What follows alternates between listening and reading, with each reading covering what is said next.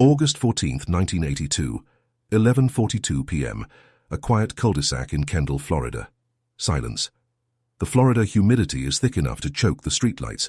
It hangs over the neighborhood like a wet wool blanket, trapping the scent of blooming jasmine and car exhaust. Miguel, known in the underworld as El Santo, stands on his own front porch. His heart is a drum, beating a rhythm of pure survival.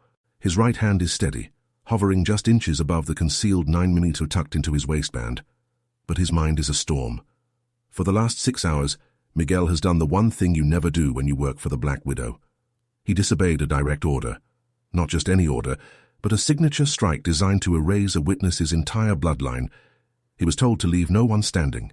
Instead, he walked away. He chose a side, and for the first time in 10 years of high-stakes wet work, that side wasn't Griselda Blanco's. Miguel has spent a decade as her most trusted shadow. He believed his loyalty had earned him a seat at the table of mercy. He believed that the lives he saved for her in the past were credits he could now spend to save an innocent child today. He turns the key in the lock, expecting an ambush. He expects the house to be dark, the air to be cold, and the silence to be broken by the flash of a muzzle. Instead, he opens the door to a house that is screaming with life. Every single light in the home is blazing. The chandelier in the foyer, the lamps in the den, the porch lights, everything is turned to its maximum. The air conditioning is humming at full blast, vibrating the floorboards, and the air carries a heavy, suffocating cloud of his wife's favorite expensive perfume. It's a scent that should mean home, but tonight, in this artificial brightness, it smells like a funeral. This was the night Miguel learned that Griselda Blanco didn't need to take your life to end your world. To understand why a man like Miguel would risk everything for a single no, you have to understand the world he helped build.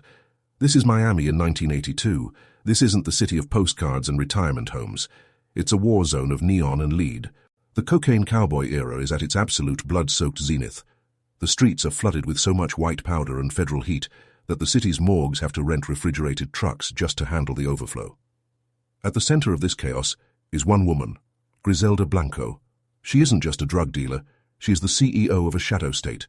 She moves through Miami like a deity of the underworld, her influence reaching into the banks, the police precincts, and the very foundations of the city's economy. In her world, paranoia isn't a flaw, it's the only gear that keeps the machine turning. She views her organization as a masterfully crafted clock. Every lieutenant, every driver, and every hitman is a gear, and in Griselda's philosophy, a gear that slips, even once, is a gear that threatens to break the entire mechanism. Miguel was her favorite gear. They called him El Santo because he operated with a cold, almost religious efficiency. He didn't enjoy the kill, but he never missed. He had saved Griselda's life twice during the bloody turf wars of the late 70s, once pulling her from a car just seconds before it was riddled with submachine gun fire.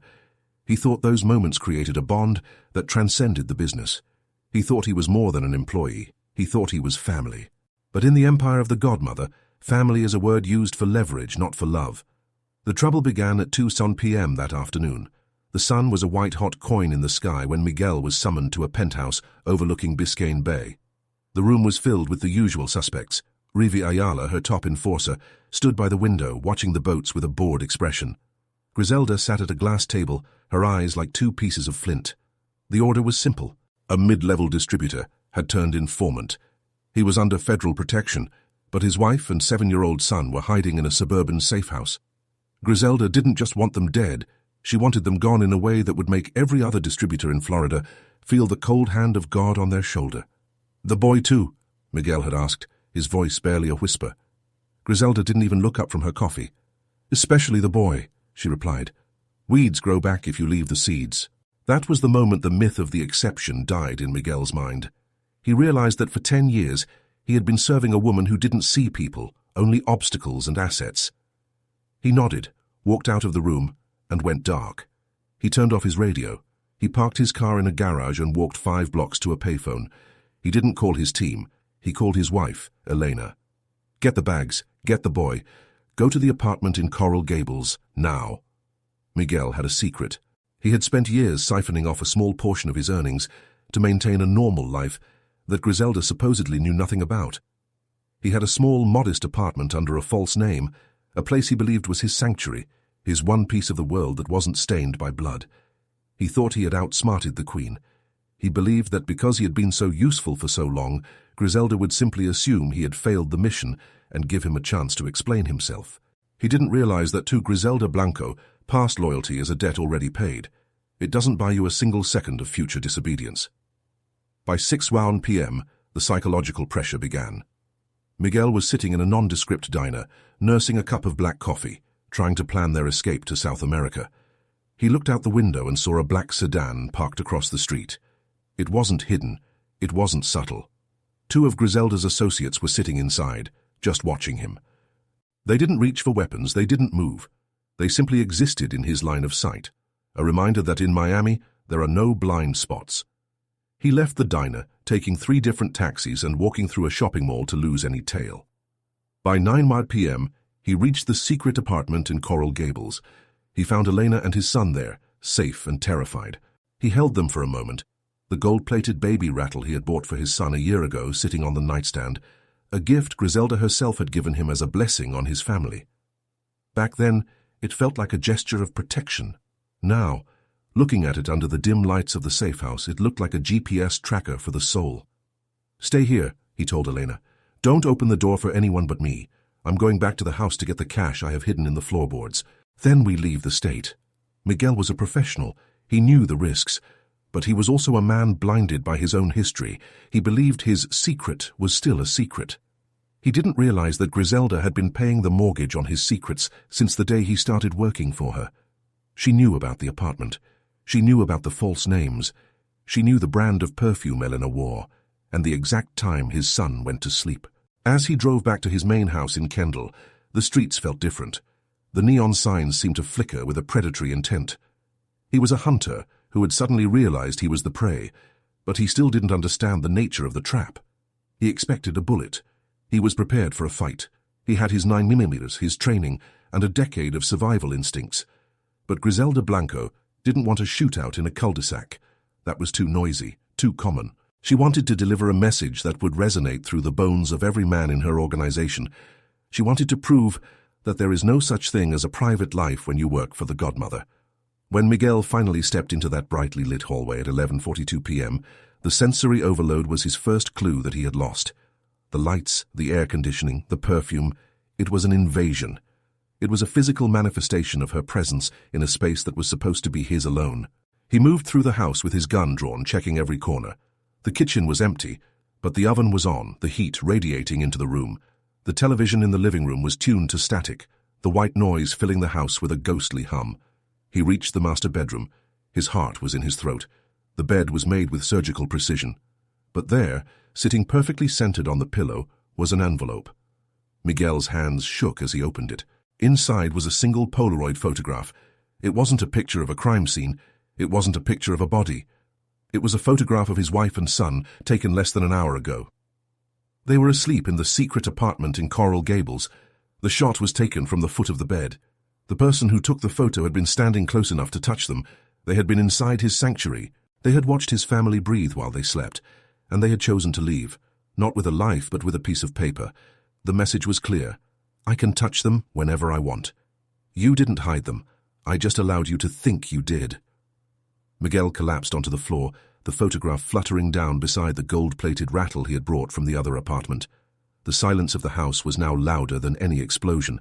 He realized in that moment that his no hadn't saved anyone. It had simply handed the keys to his family's life over to a woman who didn't believe in mercy. He had 24 hours to make a choice. He could run, knowing she would find them eventually, or he could go to her and accept the price of his survival. But as the sun began to rise over the Atlantic, Miguel El Santo knew there was no choice at all. He wasn't a man anymore. He was a gear that had tried to slip, and the architect of the system was about to show him exactly how she handled a broken part. The real trial wasn't going to happen in a dark alley or a courtroom. It was going to happen in public, in front of the entire underworld, where the Godmother would turn a debt of mercy into a life sentence of psychological imprisonment. August 15th, 1982. 10:14 a.m. The Mutiny Hotel, Coconut Grove. Look.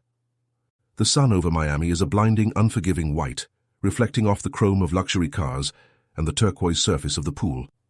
Inside the club, the air is thick with the scent of expensive tobacco, imported espresso, and the lingering ozone of heavy-duty air conditioning. Miguel walks through the lobby, and for the first time in his life he feels completely naked despite the heavy jacket concealing his weapon.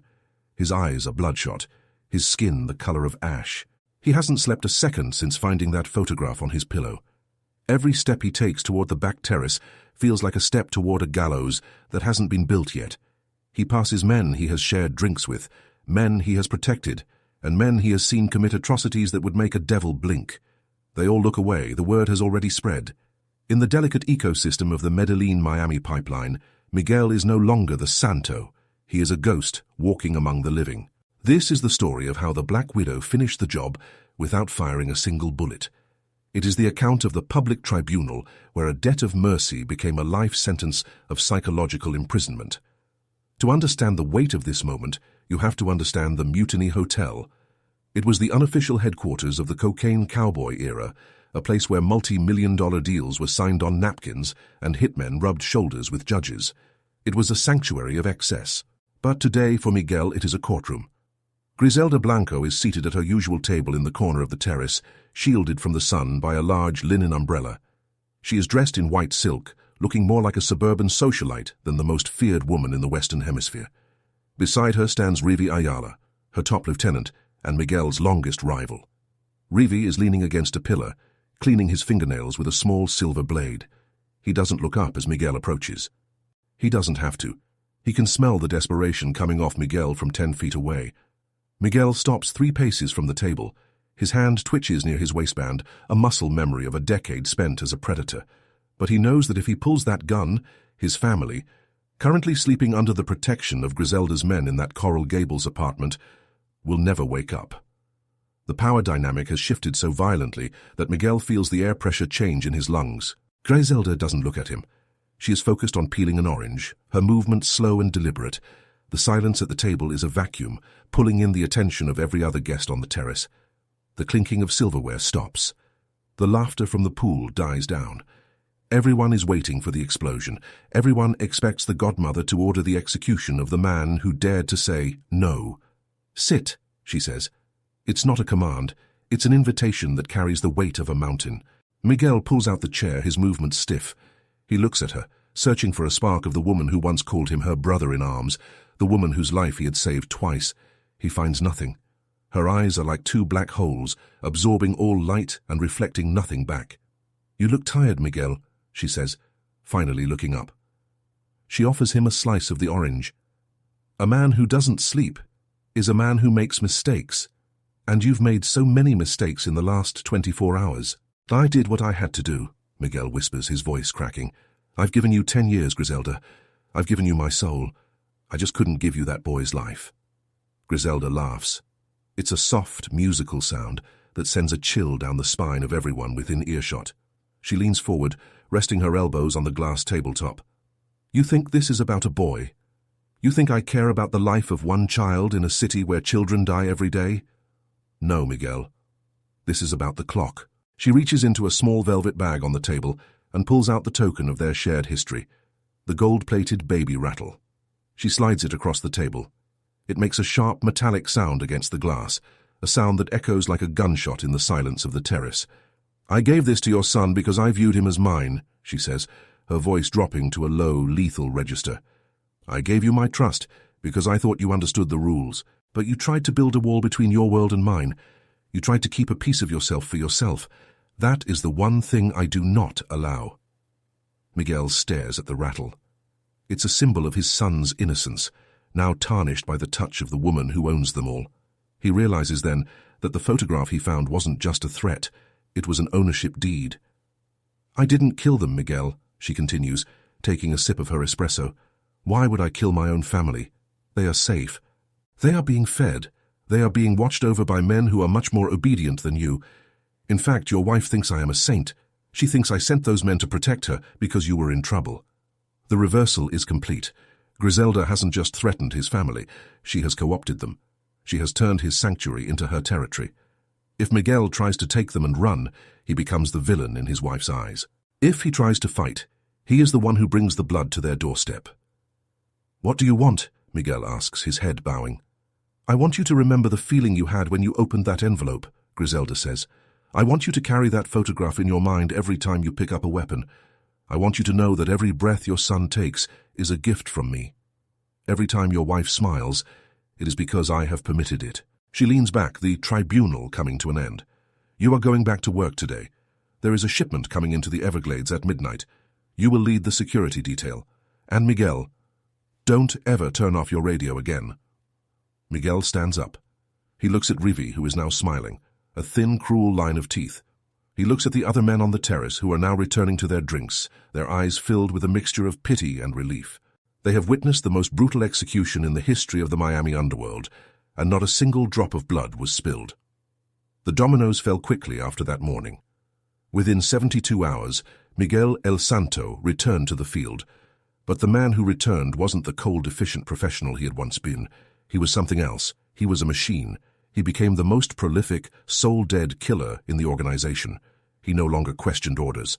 He no longer asked if there were children in the house. He moved through his targets with a hollow intensity that unnerved even the most hardened veterans. His humanity hadn't been preserved by Griselda's mercy. It had been surgically removed. In 6 months, the story of the sleeping photo became a legend in the streets of Miami. It wasn't whispered as a tale of horror, but as a lesson in the absolute reach of the Godmother. Internal dissent vanished. For nearly 2 years, the organization ran with the precision of the very clock Griselda had described. Every man knew that his private life was an illusion. Every man knew that the walls of his home were made of glass. Griselda Blanco had proven that in the empire she built, a debt of mercy is more expensive than a debt of blood. You can pay off a blood debt with a life. But a debt of mercy is a mortgage you pay every day until the day you die. Miguel lived for another 3 years. He never tried to escape again. He stayed in that house in Kendall. He watched his son grow up and he kissed his wife every evening. But every time he looked at them, he didn't see his family. He saw the targets they could become. He lived in a psychological prison where the bars were made of his own love. The final law of the Black Widow was simple. Loyalty isn't something you give. It's something she owns.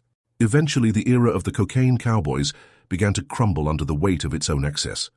Griselda was arrested, the empire fractured, and the neon lights of the 80s began to fade into the gritty reality of the 90s. But for those who were there, the memory of that night in 1982 remained. It stood as a monument to a woman who understood that the greatest weapon isn't the one that ends a life, but the one that controls why that life is worth living. If you were in Miguel's shoes, what would you have chosen? Would you have preferred she took your life that night, ending the fear in one quick burst of violence? Or would you accept the weight of her mercy, knowing that every happy moment with your family was actually a silent negotiation with a ghost? In the shadows of Miami's history, the answer depends on how much you believe your soul is worth. For Miguel, the price was everything. He kept his family, but he lost the man he was. And in the end, that was the cruelest message Griselda Blanco ever delivered. If you want to hear more accounts of the psychological warfare and hidden strategies that defined the world's most powerful criminal empires, subscribe and hit the notification bell. There are many more stories waiting in the shadows. For now, remember, in a world of sharks, the most dangerous one is the one who lets you live just to watch you swim in her tank. Until next time.